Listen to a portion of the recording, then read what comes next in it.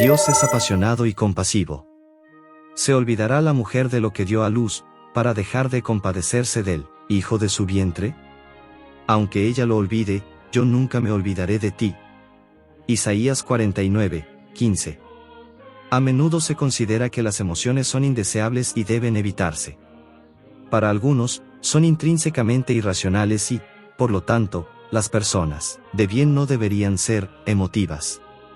Según cierta escuela filosófica griega de la antigüedad, la persona ideal era racional, insensible a las pasiones, y soberana sobre sus emociones mediante el raciocinio. Las emociones desenfrenadas pueden ser problemáticas. Sin embargo, Dios nos creó con la capacidad de experimentar emociones. Además, Él mismo es retratado en las Escrituras como quien experimenta emociones profundas. Si es así, estas no pueden ser intrínsecamente malas o irracionales, pues el Dios de la Biblia posee una bondad y una sabiduría perfectas. Aunque hay hermosas verdades derivadas del hecho de que el amor de Dios por nosotros es profundamente emocional, no debe perderse de vista que ese amor no es idéntico a las emociones humanas, más que el amor de una madre. Tal vez el mayor amor común a la experiencia humana sea el de una madre o un padre por un hijo. La Biblia utiliza a menudo las imágenes de la relación padre-hijo para describir la asombrosa compasión de Dios por las personas, haciendo hincapié en que la compasión de Dios es exponencialmente superior incluso a la expresión humana más profunda y hermosa de ese mismo sentimiento. Lee Salmo 103, 13, Isaías 49, 15, y Jeremías 31, 20. ¿Qué transmiten estas representaciones sobre la naturaleza y la profundidad de la compasión de Dios? Según estos textos, Dios se relaciona con nosotros como sus hijos amados. Y nos ama como un buen padre y una buena madre aman a sus hijos. Sin embargo, como explica Isaías 49, 15, incluso una madre humana podría olvidarse del hijo que dio a luz, o dejar de compadecerse del hijo de su vientre, pero Dios nunca olvida a sus hijos y su compasión nunca falla. Lamentaciones 3, 22. En particular, se cree que el término hebreo Raham utilizado para referirse a la compasión aquí y en muchos otros textos que describen el abundante amor compasivo de Dios, deriva del término hebreo que designa el vientre, Rehem. En consecuencia, como han señalado los eruditos, la compasión de Dios es un amor como el del útero maternal. En verdad, es exponencialmente mayor que cualquier compasión humana, incluso la de una madre por su recién nacido. Según Jeremías 31, 20, Dios considera a su pueblo del pacto como su hijo precioso. Y, el niño en quien me deleito, a pesar de que a menudo se rebeló contra él y le causó tristeza. Aún así, Dios declara, mis entrañas se conmovieron por él, y ciertamente tendré de él misericordia.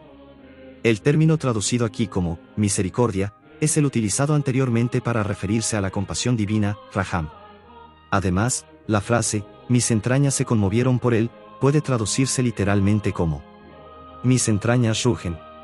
Esta descripción que emplea el lenguaje profundamente visceral de la emoción divina retrata así la profundidad del amor compasivo de Dios por su pueblo. Incluso a pesar de su infidelidad, Dios sigue dispensando su abundante compasión y misericordia a su pueblo y lo hace más allá de toda expectativa razonable. Para algunos, el hecho de que la compasión de Dios sea semejante a la de un padre o una madre cariñosos es profundamente reconfortante. Sin embargo, algunas personas pueden tener dificultades en ese sentido, pues sus progenitores no fueron cariñosos. ¿De qué otras maneras podría ser ilustrada la compasión de Dios por esas personas? Amor conmovedor. La incalculable profundidad del amor compasivo de Dios por la humanidad se pone de manifiesto en Oseas. Dios había ordenado al profeta, ve, toma por mujer a una prostituta y ten hijos de prostitución con ella, porque la tierra se prostituye apartándose de Jehová. Oseas 1, 2. Oseas 11 describe más adelante la relación de Dios con su pueblo, pero mediante la metáfora de un padre amoroso con su hijo. Lee Oseas 11, 1 al 9. ¿De qué manera ilustran las imágenes de estos versículos la forma en que Dios ama y cuida a su pueblo? El amor de Dios por su pueblo se asemeja al tierno afecto de un padre por su hijo. La Escritura utiliza en tal sentido imágenes como las de enseñar a un niño pequeño a caminar, tomar al hijo amado en los brazos, curar y proporcionar sustento y cuidar tiernamente. La Escritura también afirma que Dios trajo a su pueblo justo, como trae el hombre a su hijo. Deuteronomio 1, 31. En su amor y en su clemencia los redimió, y los trajo y los levantó todos los días. Isaías 63, 9. En contraste con la fidelidad inquebrantable de Dios, su pueblo fue infiel en repetidas ocasiones. Lo que alejó a Dios, acarreó juicio sobre sí mismos y lo entristeció profundamente. Dios es compasivo, pero nunca excluye la justicia. Como veremos en una lección posterior, el amor y la justicia son inseparables. ¿Has estado alguna vez disgustado por algo al punto de experimentar un malestar estomacal? Ese es el tipo de imagen que se usa para describir la profundidad de las emociones de Dios respecto de su pueblo. La imagen del corazón revuelto y la compasión encendida es un lenguaje idiomático típico de las emociones profundas y es usado tanto por Dios como por los humanos. Esta imagen, la de la compasión encendida, Kamar, se utiliza en el caso de las dos mujeres que se presentaron ante Salomón, cada una reclamando el mismo bebé como suyo. Cuando Salomón ordenó cortar al bebé en dos, aunque sin intención de hacerlo. Esa expresión idiomática es usada para describir la reacción emocional de la verdadera madre. 1 Reyes 3, 26, compara con Génesis 43, 30. Todo progenitor sabe a qué se refiere esta lección. Ningún otro amor terrenal es comparable. ¿Cómo nos ayuda esto a comprender la realidad del amor de Dios por nosotros? ¿Qué consuelo podemos y debemos extraer de esta comprensión? La compasión de Jesús. En el Nuevo Testamento se utiliza el mismo tipo de imágenes que en el Antiguo Testamento para describir la compasión de Dios. Pablo se refiere al Padre como Padre de misericordias y Dios de toda consolación. 2 Corintios 1, 3. Además, el apóstol explica en Efesios 2, 4 que Dios es rico en misericordia y redime a los seres humanos por su gran amor con que nos amó. En varias parábolas, Cristo mismo utiliza repetidamente términos de emoción visceral y desgarradora para describir la compasión del Padre. Mateo 18, 27, Lucas 10, 33, 15, 20. Además, el mismo lenguaje que ilustra la compasión divina en el Antiguo Testamento y en el Nuevo Testamento es utilizado también en los Evangelios para describir las respuestas compasivas de Jesús a quienes están en apuros. Lee Mateo 9, 36, 14, 14, 23, 37, Marcos 1, 41, 6, 34, y Lucas 7, 13. ¿Cómo ilustran estos versículos la manera en que Cristo se conmovía ante la difícil situación de las personas? Los evangelios registran con frecuencia el hecho de que Cristo se compadecía de las personas que estaban en situaciones difíciles.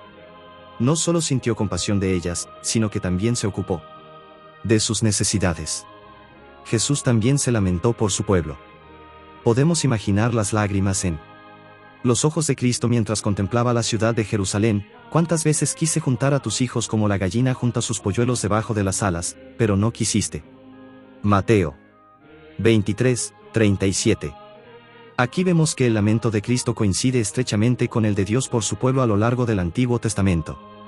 De hecho, muchos eruditos bíblicos señalan que la imagen de un ave cuidando de sus crías solo era aplicada a la divinidad en el antiguo cercano Oriente.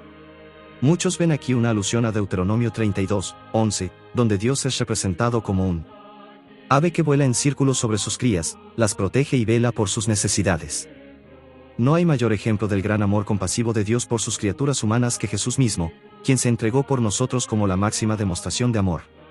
Sin embargo, Cristo no es solo la imagen perfecta de Dios. También es el modelo perfecto de la humanidad. ¿Cómo podemos dar forma a nuestra existencia de acuerdo con el modelo de la vida de Cristo, centrándonos en las necesidades de los demás? Y, de este modo, no limitándonos a predicar el amor de Dios, sino mostrándolo de forma tangible. ¿Un Dios celoso? El Dios de la Biblia es el Dios compasivo. En hebreo, Dios se da a sí mismo el nombre, el Raúm, Deuteronomio 4, 31.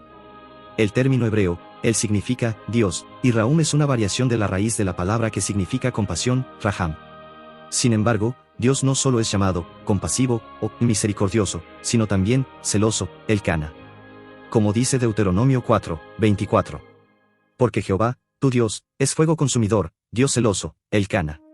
Ver Deuteronomio 4, 24, 6, 15, Josías 24, 19, Nahum 1, 2. 1 Corintios 13, 4 declara que el amor no es celoso. ¿Cómo puede Dios, entonces, ser un Dios celoso? Lee 2 Corintios 11, 2 y considera la forma en que el pueblo de Dios le fue infiel a lo largo de la Biblia. Ver, por ejemplo, Salmo 78, 58, ¿qué nos enseñan estos pasajes sobre el significado de los celos divinos? los celos de Dios a menudo son malinterpretados. Cuando el adjetivo celoso se refiere a un cónyuge, no se trata de un elogio. El término celos suele tener connotaciones negativas en muchos idiomas. Sin embargo, ese no es el caso de los celos divinos en la Biblia, ya que se refieren a la sana expectativa de un marido amoroso por disfrutar de una relación exclusiva con su esposa.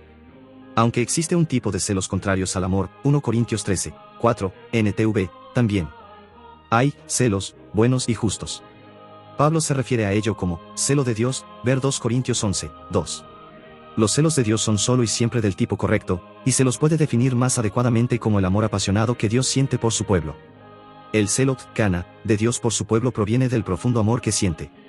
Dios desea una relación exclusiva con su pueblo, solo Él ha de ser su Dios. Sin embargo, a menudo se describe a Dios como un cónyuge despechado, cuyo amor no es correspondido, ver Oseas 1-3, Jeremías 2-3, 1-10. Por lo tanto, los celos, o la pasión, de Dios nunca son caprichosos o sin motivo, sino que siempre responden a la infidelidad y a la conducta indebida de las personas malvadas.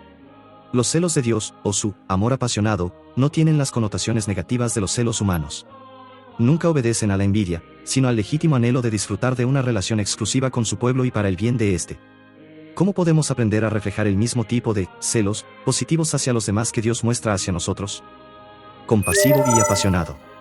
El Dios de la Biblia es compasivo y apasionado, y estas emociones divinas se ponen de manifiesto de manera suprema en Jesucristo. Dios es compasivo, compara con Isaías 63, 9, Hebreos 4, 15, es profundamente afectado por las penas de su pueblo, Jueces 10, 16, Lucas 19, 41, y está dispuesto a escuchar, responder y consolar, Isaías 49, 10, 15, Mateo 9, 36, 14, 14. Lee 1 Corintios 13, 4 al 8. ¿De qué manera nos llama este pasaje a reflejar el amor compasivo y asombroso de Dios en nuestras relaciones con los demás? Anhelamos relacionarnos con personas que ejemplifiquen el tipo de amor descrito en 1 Corintios 13, 4 al 8. Pero, ¿cuán a menudo procuramos convertirnos en este tipo de persona en favor de los demás? No podemos ser sufridos y amables, no podemos evitar ser envidiosos, engreídos, groseros o egoístas. No podemos producir en nosotros un amor que todo lo sufre, todo lo cree, todo lo espera, todo lo soporta, y que nunca deja de ser 1 Corintios 13, 7, 8. Ese amor solo puede ejemplificarse en nuestra vida como fruto del Espíritu Santo. Alabado sea Dios porque el Espíritu Santo derrama el amor de Dios en los corazones de quienes permanecen en Cristo Jesús por la fe. From 5, 5. Por la gracia de Dios y el poder del Espíritu Santo, ¿de qué maneras prácticas podríamos responder al amor profundamente emocional, pero perfectamente justo y racional, de Dios y reflejarlo en nuestra vida? En primer lugar, adorando al Dios que es amor. En segundo lugar, y en respuesta a su amor, mostrando compasión y amor benevolente a los demás. No debemos limitarnos a sentirnos reconfortados por nuestra fe cristiana, sino que debemos estar dispuestos a reconfortar a los demás. Por último, debemos reconocer que no podemos transformar nuestros corazones, que solo Dios puede hacerlo, y permitírselo. Así pues, pidamos a Dios que nos dé un corazón nuevo para Él y para los demás, un amor puro y purificador que eleve lo que es bueno y elimine la escoria de nuestro interior. Que la oración de Pablo se haga realidad en nuestra vida y en nuestro medio. Que el Señor los haga crecer y aumente el amor entre ustedes y hacia los demás para que se fortalezca su corazón y sean ustedes santos e irreprensibles delante de nuestro Dios y Padre, cuando venga nuestro Señor Jesucristo con todos sus santos. 1 Tesalonicenses 3:12, 13, RVC. Porque la muerte al yo, al egoísmo y a la corrupción de nuestros corazones naturales es la única manera de revelar esta clase de amor. ¿Qué decisiones podemos tomar a fin de morir a nosotros mismos? Para estudiar y meditar. Lee el capítulo titulado, Las Bienaventuranzas, en las páginas 21 a 74 del libro El Discurso Maestro de Jesucristo, de Elena G. de White. Todos los que sienten la absoluta pobreza del alma, que saben que en sí mismos no hay nada bueno, pueden hallar justicia y fuerza recurriendo a Jesús. Dice él, vengan a mí todos ustedes que están cansados y agobiados, Mateo 11:28.